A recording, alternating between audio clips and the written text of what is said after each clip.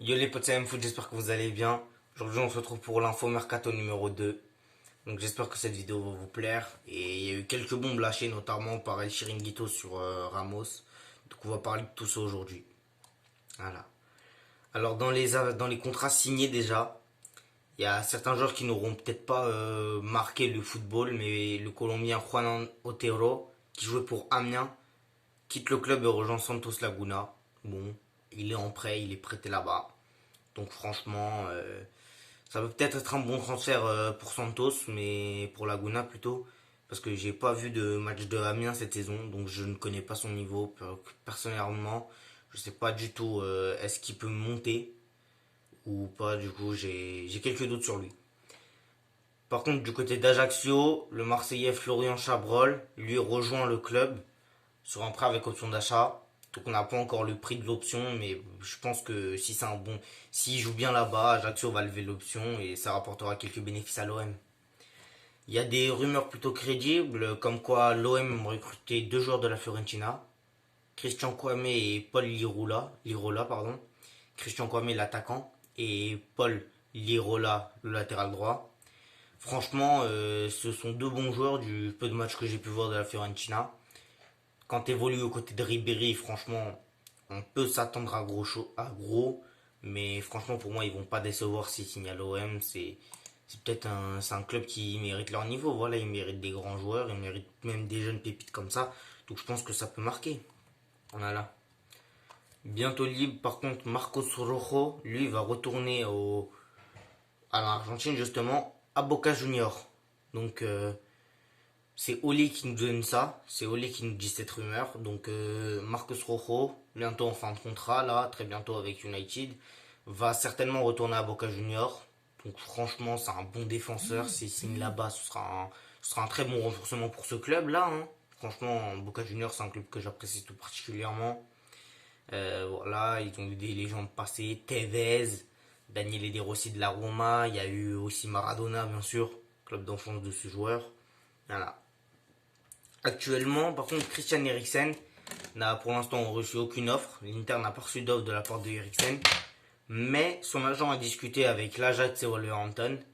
Et du coup, la rumeur Paris Saint-Germain Eriksen, pour l'instant, elle s'efface un petit peu. C'est Di Marzio qui nous donne l'info. Donc je pense que ça va être intéressant. Eriksen à l'Ajax, franchement, avec la deuxième jeune génération qui arrive après les deux Young, de Ligt, Van de Beek, Ziyech et Tadic. Franchement, je pense que l'Ajax peut faire gros cette année. Peut-être miser sur un gros recrutement avec Eriksen déjà en MOC. Ce serait très bien au milieu offensif et ça aiderait beaucoup le club déjà.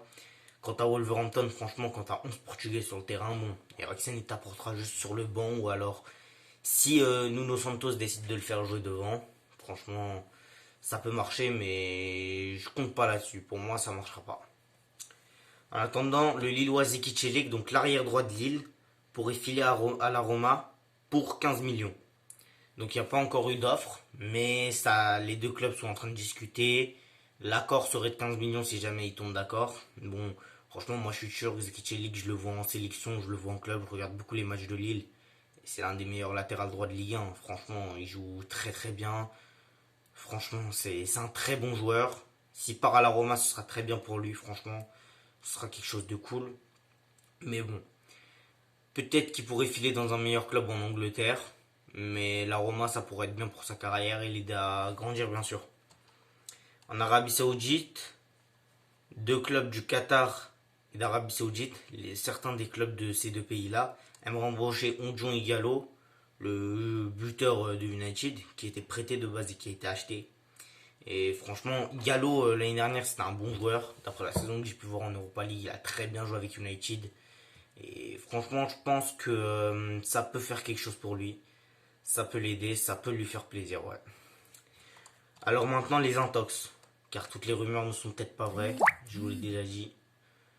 Alors, l'Inter, elle, aimerait reconstituer le duo italien de 2016 en faisant venir Eder et Graziano Pelé, tous les deux qui jouent en Chine. Et franchement, Eder de 2016, celui de l'Inter, l'italien bien sûr, on va pas parler de Eder qui a ruiné l'Euro, pardon, l'Euro 2016 des Français. Franchement, le Eder italien, je le vois pas. Pour moi, c'est pas un bon joueur. Je le trouve très mauvais. Franchement, je l'aime pas beaucoup. Et Graziano Pelé, non, ça aussi j'ai pas aimé. Franchement, ces deux joueurs-là, ils veulent rester en Chine, ils sont partis là-bas pour l'argent. Donc, de toute façon, il y a la nouvelle loi qui est passée en Chine, comme quoi les joueurs étrangers n'auraient plus le droit à des salaires faramineux, comme ce que Oscar gagnait quand il jouait là-bas, et il joue toujours. Son salaire va devoir être revu à la baisse, et je pense qu'il va revenir en Europe, comme certains joueurs, Hulk, Oscar et d'autres. Mais franchement, pour moi, c'est pas le moment pour eux de revenir à l'Inter ou d'aller à l'Inter, même pour certains, parce que ça les tuerait. L'Inter, c'est pas un club fait pour eux. Franchement, ils ont pas le niveau de là-bas. Ils vont arriver, ils vont se retrouver réservistes.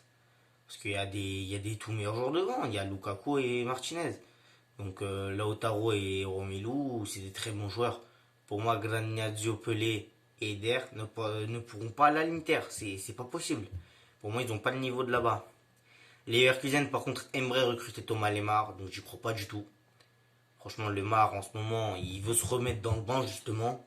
Mais je le vois pas du tout aller à l'Inter. Enfin, à Leverkusen, pardon. Je le vois pas du tout aller là-bas parce que, franchement, les Leverkusen, ils ont beau être forts, ils ont beau avoir de bons joueurs comme Leon Bailey. Franchement, une association Leon Bailey, Thomas Lemar, ce serait beau à voir. Mais je pense pas que le Bayer Leverkusen aurait assez pour se l'acheter. Parce que ça va revenir très très cher, sachant que l'Atlético, s'ils le vendent, ils le vendront aller aux alentours des 50-60 millions. Donc franchement, ce serait très mal pour eux. L'Atlético, par contre, sera en négociation avec Cédric Bakambu, l'attaquant actuel du Beijing Gohan. C'est Todo Fichares qui nous donne cette information, le journal espagnol. Franchement, Bakambu à Villarreal, j'aimais beaucoup. Mais j'aimais beaucoup, c'était un buteur bon qui pouvait tuer devant les cages, qui termine ses adversaires, qui les laissait pas passer. Franchement, à l'Atlético, ce sera un bon joueur, mais faut voir. Comme je vous ai dit, toutes les rumeurs ne sont peut-être pas bonnes à croire. Celle-là, j'y crois. J'aimerais voir le Bakambu revenir en Espagne, parce qu'en Espagne, il est exceptionnel. Mais du côté de l'Atlético, peut-être pas. Peut-être un retour à Villarreal, pardon. Une association Alcacer et lui, franchement, ça ferait joli. Et du côté de l'OM, elle souhaiterait, oui, souhaiterait signer le Nigérien Ike Ugbo, attaquant qui est prêté au Cercle Bruges par Chelsea. Donc franchement, j'y crois moyen. J'y crois moyen pour l'OM qui aimerait avoir un jeune joueur. Franchement, pour moi, ça arrivera pas. Malgré tout, Marseille, s'ils veulent tenter de coup, ils peuvent. Mais un jeune joueur comme ça, malgré qu'il ait une formation à Chelsea, franchement, il doit pas signer là-bas. Pour moi, c'est pas le moment pour lui d'aller là-bas. Il y a d'autres rumeurs aussi concernant Ramos. Donc, la rumeur vient d'El Chiringuito. Il aurait déclaré à Florentino Pérez, le PSG veut faire une grosse équipe avec Messi et moi. Bon, franchement, le Real avait proposé une prolongation à Ramos. Et d'après les rumeurs dans El Chiringuito, José Pedrerol affirme avoir été mis au courant que les propos tenus par Ramos à, du coup, son président, il aurait dit la proposition que vous m'avez faite, je ne vais pas l'accepter. Au PSG, ils m'ont dit qu'ils allaient faire une grosse équipe avec Messi et moi. Donc franchement, là, avec l'arrivée de Pochettino du côté de Paris, la rumeur Messi peut s'amplifier. Parce que Argentine, franchement, ça peut marcher. Surtout que Messi a envie de rejouer avec Neymar. Neymar veut rejouer avec Messi. Donc soit un transfert de Neymar en Catalogne, soit un transfert de Messi au PSG. De toute façon, si le PSG n'arrive pas à recruter Messi et Ramos, Ramos prolongera avec le Real ou sera libre d'aller ailleurs, même en première ligue. Ou alors, Messi prolongera peut-être avec le Barça avec le changement de direction. Mais à l'heure actuelle, franchement, ça fait un petit choc d'entendre que Messi peut discuter avec le club qu'il veut. Donc franchement, j'y crois pas trop à cette rumeur. Mais à prendre avec des pincettes. À prendre avec des pincettes, on est sûr de rien. Franchement, à tout moment, ça peut tomber sur n'importe quel club. Du côté des rumeurs en Angleterre, donc du côté de Liverpool plus précisément, le jeune défenseur turc de la Juventus Medved Demiral serait dans le viseur du club et pourrait le quitter au mercato hivernal de 2021, donc dans ce mercato-là. À l'heure actuelle, la Juve voudrait le vendre à pas moins de 50 millions d'euros. Franchement, ça se comprendrait. Mais franchement, Liverpool, le Real, Tottenham, Leicester et l'Atlético sur lui, sachant que c'est un très très jeune défenseur qui est très fort. Faut voir son ascension. Fenerbahçe, il a été prêté, il a été même acheté par le Sporting. Du Sporting, il est parti à l'Alanya-Sport. Alanya-Sport, il a brillé là-bas avant de se faire acheter par Sassuolo. De Sassuolo, il est parti à la Juve et aujourd'hui, il fait leur bonheur. en défense centrale avec Matthijs de Ligt. Franchement, c'est une grosse charnière. Moi, j'aime beaucoup. Et franchement, Demiral à Liverpool, j'y crois énormément. J'y crois beaucoup. Au prix de 50 millions, je dirais pas autant. Moi, je dirais au minimum 40 millions parce que c'est peut-être pas un joueur qui vaut les 50 millions. Franchement, 40 millions, ce serait très bien pour lui. Ça le dérangerait pas. Ça l'aiderait même à progresser, Liverpool. Parce que Liverpool, c'est une des meilleures institutions du foot. Franchement, c'est un très bon club. Et s'il va là-bas, pour moi, il a toutes ses chances. Il a toutes les chances de grandir. Pour moi, il a toutes les chances de progresser là-bas. Et même de devenir un meilleur joueur qu'il l'est actuellement. Là-bas, il progressera, c'est sûr et certain. Et du côté de Manchester City, pardon, certains médias disaient que Agüero allait quitter le club. Mais normalement, pas de départ prévu. Franchement, certains ont dit qu'il allait quitter les Citizens durant ce mercato-là. Mais franchement, j'y crois pas. Certains ont dit que oui, il va être vendu. City cherche son remplaçant, sa succession. Et a fait une offre de 100 millions pour Harry Kane. Déjà, cette offre, elle est bidon. Je vous le dis tout de suite, pour moi, elle est bidon. Tu offres pas 100 millions sur Harry Kane. Ça a beau être un très très bon joueur. Même si tu veux offrir 100 millions quand t'as Agüero devant, c'est un autre niveau. Kane est très fort, mais Agüero, faut pas le blâmer non plus. Agüero, c'est l'un des meilleurs joueurs, un des meilleurs joueurs de l'histoire de City.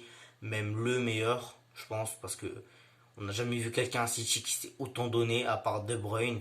Franchement, l'association Agüero, De Bruyne, Sterling, Bernardo Silva, c'est les 4 meilleurs de City à l'heure actuelle. Franchement, Agüero marque, Sterling marque, De Bruyne donne. Bernardo Silva, pour le moment, il est encore très mauvais. Enfin, je pense qu'il va s'améliorer en 2021 parce qu'il en veut, il a de la hargne. Donc, franchement, même, on pensera à une prolongation d'Agüero à City. Donc, franchement, moi, je dirais que il peut rester là-bas, mais faut pas se fier à tout. Du côté de Tottenham, les Spurs voudraient prolonger Harry Kane. Donc là, ça efface totalement la rumeur de City comme quoi il y a 100 millions, car ils veulent le prolonger. Et franchement, pour les Spurs, Harry Kane, c'est une de leurs meilleures offres.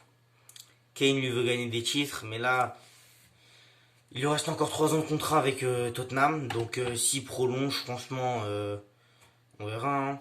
Il veut gagner des titres, mais est-ce que ce serait pas bien pour lui justement de quitter un club pour un autre club qui peut en gagner plus? Franchement, ça dépend. Ça dépend, mais je pense qu'il pourrait quitter Tottenham très bientôt.